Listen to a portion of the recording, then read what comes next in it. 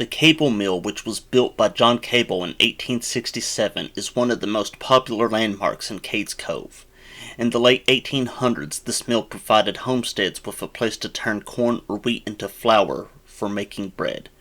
In addition to converting grains into flour, the mill was also used to mill lumber. In fact, the farmhouse, a brief walk away, was made out of lumber cut on this very mill.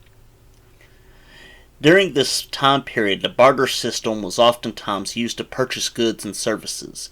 The individuals who owned the mill would typically charge customers a percentage of the ground items. For example, the miller would take 1/6 of any wheat ground and 1/8 of your corn.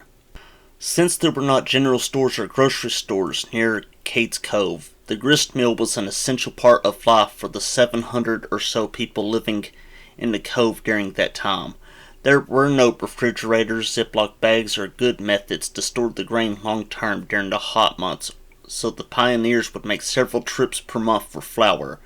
However, the purpose of the visit was also social. There were popular gathering spots on Saturday mornings. The mechanics of the 11-foot tall wheel were well designed, but simple. The large water wheel that drives the grist mill was an overshot mill. This simply means that the fast-flowing mountain stream strikes the top of the wheel. This design is much more efficient than the undershot wheel, which is driven by water flowing past the bottom of the wheel.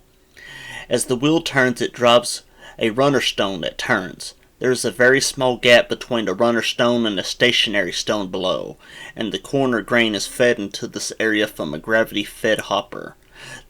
The miller, which was quite skilled in his trade, could position the corn or grain at a certain spot on the stone to achieve the desired finesse of the cut. The stones on the John Cable grist mill are the original stones and have been used for 150 years.